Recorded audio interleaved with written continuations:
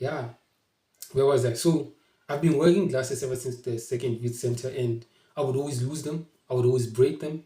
I would always get into trouble for stupid things. People used to tell me, "Holy, uh, I'm always on planet Mars because I'm always thinking of other things instead of the things that I'm supposed to be doing." So when I'm supposed to be washing dishes, I'd be there washing dishes, but then I'm thinking of other things. So then I would wash dishes slower. I would sometimes not even just dishes like chores and shit. I would do them slower. I would not sometimes complete it 100. I would. That's why maybe I was so forgetful of things. They used to tell me I'm gonna be late for my own funeral. They used to such words for a to a grade four learner, guys. They're one. And that as a kid, that didn't affect me much. That did not really until grade seven. Grade seven, that's when you start developing complex emotions. Yeah, that's why you start to get into the picture. Yo, so yeah, grade seven, that's when everything actually really started affecting me. I'm sorry about that, but yeah, that's when everything, yo, that's when I really started thinking, oh my god, what's wrong? Why can't I be like other people? Even when I couldn't follow simple instructions as a kid.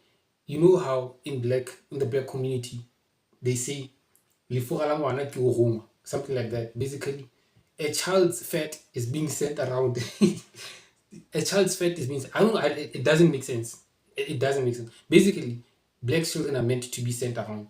That's how we were raised. And I couldn't follow simple instructions. Apparently, like if you sent me, go and fetch something. Now I'm gonna come back with something different. Bobo. So yeah, I was just a weird kid. Nje. Yo, what was wrong with me? Yeah, I was bad.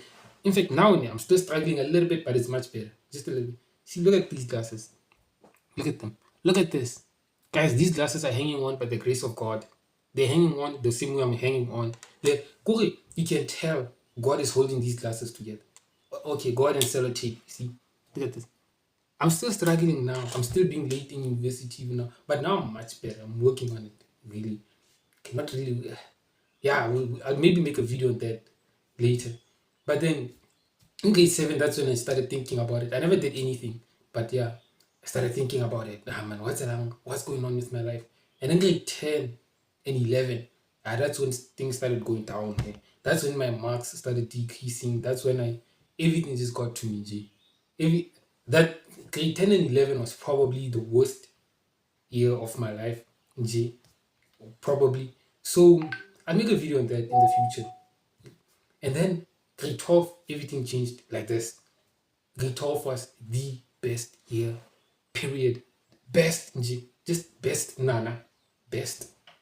Kore, hands up, best. Because in grade 12, yo, so much happened. I call it life in a year. I used to call it, yeah, I had my life in a year in grade 12. That's when, ooh, I need to make a video in grade 12 actually. So much happened. But that's when my marks started increasing. That's when in my final marks came top, got 590%.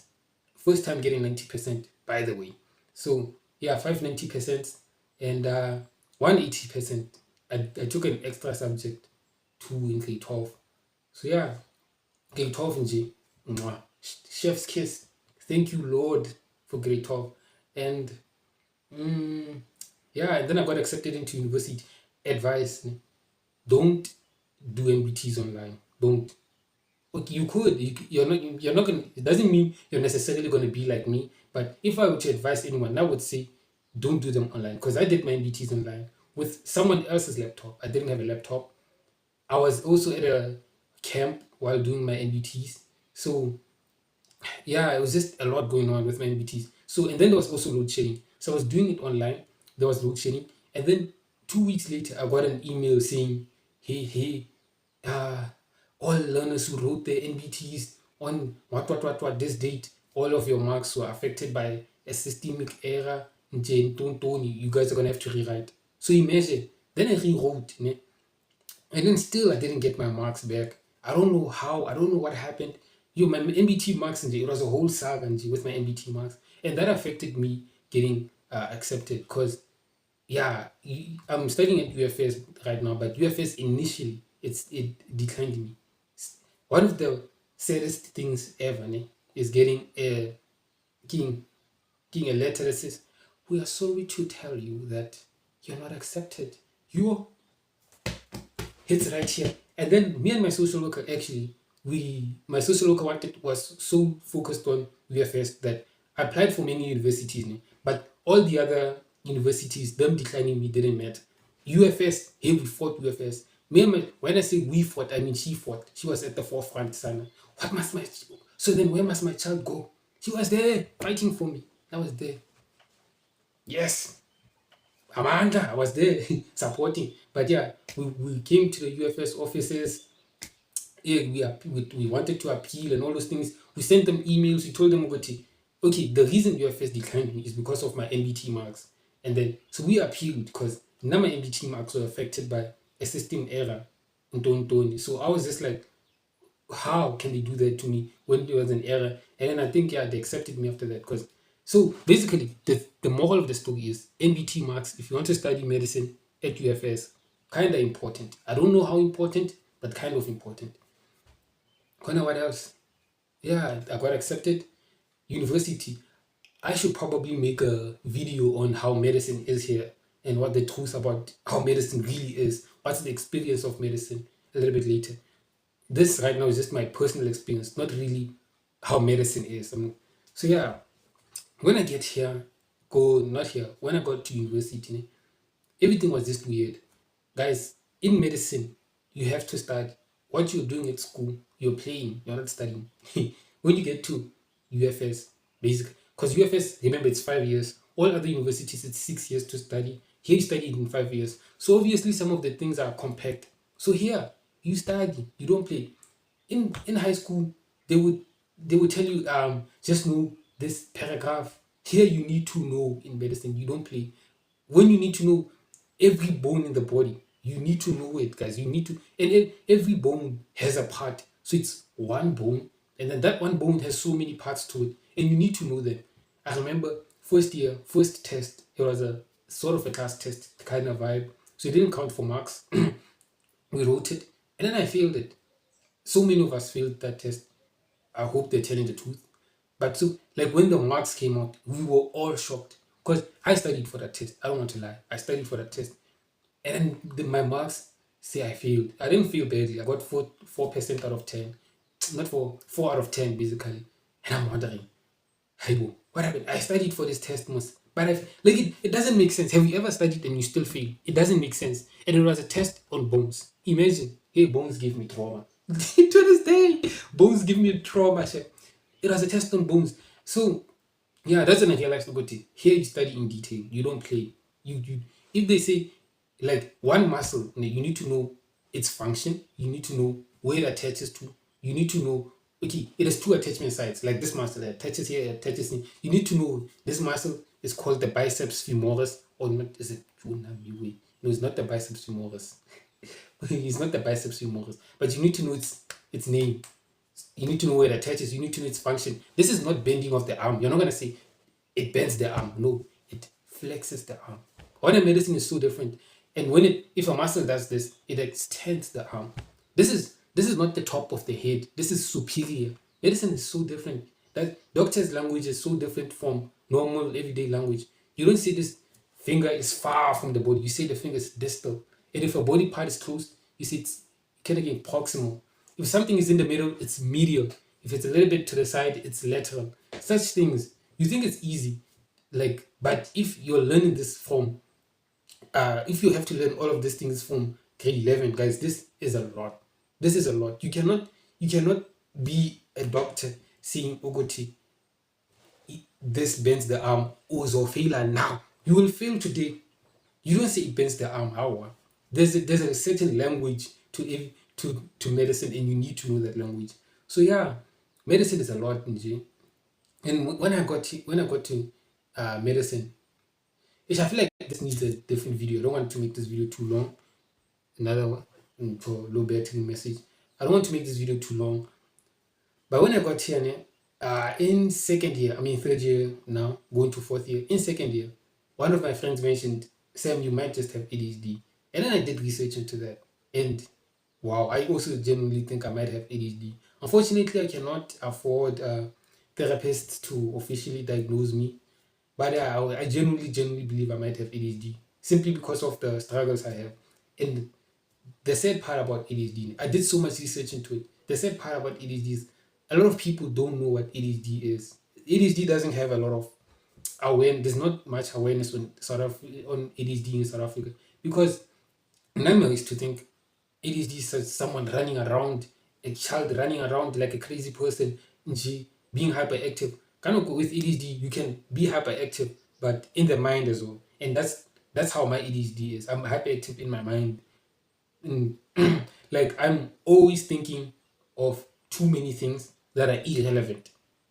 I don't know how to make examples. For example, when I'm studying into medicine right now, but I'm always thinking of physics. I love physics with everything sort of with everything in me. So I'm always thinking of quantum mechanics. I'm always on YouTube. And I cannot do something without finishing a certain thought. For example, if I'm studying and then a certain thought comes into my head, okay, Sam, uh, why does a certain thing happen, J? Like I need to do research on it now, or else I'm not going to be able to focus. I cannot. I need to leave what I'm doing.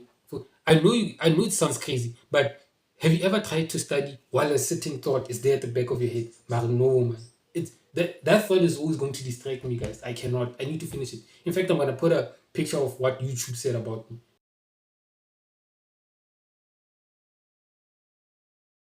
When I'm on YouTube, I'm always. I am a curious person. I'm always just searching curious things, especially physics things. I love physics with everything inside of my. I also I published a physics paper.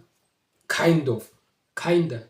I'll make a video on that in the future. Kinda published the physics. Kinda. I need to emphasize that.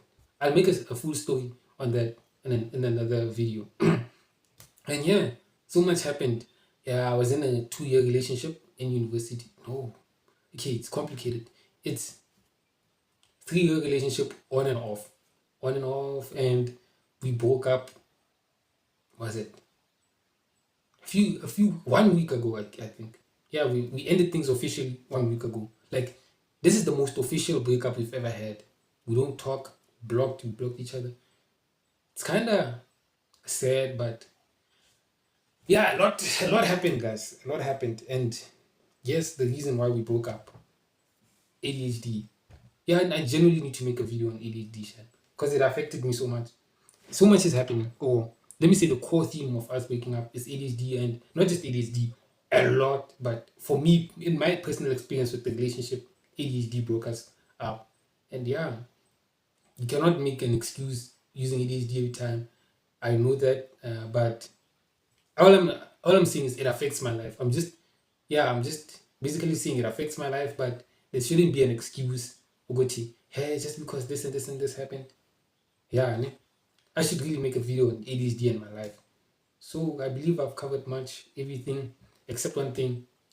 Uh, the best memory I've had with the orphanage. So the best memory that I've had with the youth center is there was a time in Mandela. It was Mandela Day, ne?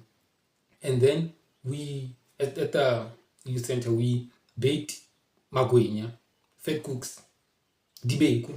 Look, South Africa in 10,000 languages. We baked dibeku, ne? And then we would put them in plastics, and then we'd also put some snacks, basically some chips, mazimba, and some stock sweets and all those things. Ne? So it was like a small pack actually with about 3 magwenya, stock sweet chips inside me. And then for Mandela Day, we went to a place where we knew that these people around here, they're people who are kind of, they're people in need, basically. Let me put it like that. And then we gave them those things. We had a lot of them in the taxi. We told them Happy Mandela Day. And for me personally, that all of that day, it hit me so deeply. And I think it's part of the reason of the person I am today. It's part of, if you go and check out my first YouTube video, I mentioned that I want to give to the world when I grow up. That's because during that day, ne, we gave people, imagine 3 magwenya, stock sweet snacks, this small onion, a packet of things, and then you see a person actually genuinely appreciating that. Like you see a person actually getting teary and like saying thank you to you. For me, that hit. That hit so deeply. Like I need to do this more often because there's so many people who are in need in South Africa. South Africa is we're at a state where in Cyril Ramaphosa's economy, there's so many people, guys, would appreciate the smallest of things. Hence why I've been complaining ever since it's me. Oguti, why don't rich people, like if you have R1 million, if you are connecting man that person who bought 4 Lamborghinis, why are you buying 4 Lamborghinis? I feel like if you had like 51 million rand right now, you could give education or you could pay for tuition fees for so many people. You could genuinely change lives with money. But these people, why are people being this greedy? Why did Ket Matlala take 2 billion? Like, and what did he do with it? We don't even know what he did with it. He ended up in prison with that money. Now, I feel like if you have a lot of money, give to people. Do you know how many lives you could change? And I've been pushing that. I feel like it's that moment that made me that kind of person who go to, like, if you can give wherever you can give, guys. There's so many people who genuinely appreciate it in Cyril Ramaphosa's economy. And yeah, it's South Africa, man. And then what? And we also did something also similar. There was a time also. I'm also planning to do this with the youth center that I'm from. And if I raise enough money, there was a time. It was a December holiday. It was Christmas, and then we drove around to a different town than we were in. We kind of did, was it money or was it toys? I cannot remember, but I think we took a lot of toys, like smaller toys, ne? We filled the taxi up with toys. Then we drove around in the town, and then our house father, when I can say, was wearing a Santa Claus outfit. And then every time we see a kid, we'd stop, give the kid a toy, smaller than a car, smaller than chips or some snacks, and and then you see people appreciate that. Like I feel, why are we not doing that? That would be so much fun. Now when I have money, I'm most definitely gonna do it, and I'm gonna do it with to the youth center people again. So yeah, I still visit them when I can. This December I didn't have money, but I've been visiting them. Like last December I visited them, and also now I'm scared of visiting them because I lost so much weight. I don't want them to see me with all this weight lost. This is not how I look. I'll probably put a picture of myself up there so that you see. I had cheeks. Look at me now. God, bones are appearing. So yeah, I've lost weight. University, guys. Yeah, university could have. Uh, and also the other thing about the youth center, how I feel about it. I genuinely appreciate it. Everything that I know now is because of the youth center. The person I am now is because of the youth center. The first time I learned about God, youth center. I didn't know even God, who God was, who Jesus was, before I got to the youth center. Uh, Me knowing just a little bit of soccer, thanks to youth center. I'm not that good, but yeah, I appreciate that because I feel like soccer. You cannot in 2025. You cannot not know how to kick a ball. Our you're embarrassing. You're embarrassing. You're embarrassing us, guys. You're embarrassing the male population. It's a ball. Simply toch. Uh, yeah, they taught me so many small stuff. I know how to play chess thanks to them. Not okay, they didn't teach me, but they kind of allowed me or they gave me the platform to learn chess. So many things, I appreciate them. But while living there, I didn't want to live there, to be honest. And so many youth center children, they don't want to live there. I was speaking to one other child, she's not even a child, but I left there before she did. And while she was still there, she used to tell me, yo, I now want to leave this place is bad. I'm like, I know that place is bad. I don't recommend. Shit. If you had, I want university has me like this. But I would never, ever, ever, ever go back to the youth center. Like live there permanently. It's best if you visit. Live there. You imagine sharing a house with 15 people, guys. You will go crazy. Not even the tinies who work there like it. Okay, maybe they do like it, but they're always like, yo, now I just want to leave. It's a good place. Mwah. It teaches you. Like I was better there than wherever anywhere else. Gave me so many opportunities, but when you live there, you just be like, Tatimdim, can I leave this place? When am I gonna finish school? I was so happy when I finished school. When am I gonna finish school to leave this place? You at that youth center shame. I don't recommend because there's so many people who wanted to go there. I don't know why. There was one person who was like, "Where can I sign up to come and live here? Where can I?" No, I go back. Leave. Why do you want to live there, guys? So yeah. What else? I think that's the end. Anything else that I need to cover, I'll cover them in future videos. Guys, I don't want to beg. Begging is not nice.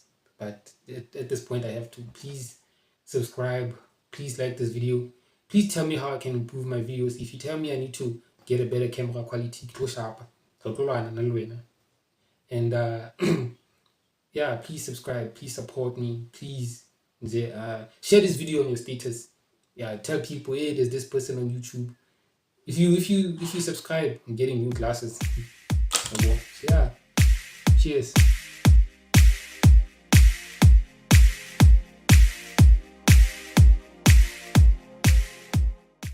In the beginning, I lived in Virginia. Oh my God, Lord. What do you want? Yeah? Funantoni. I don't have food. Oh. Way too long, and I might have to break this video up into 2 parts, and yeah, please watch out for part 2. Also,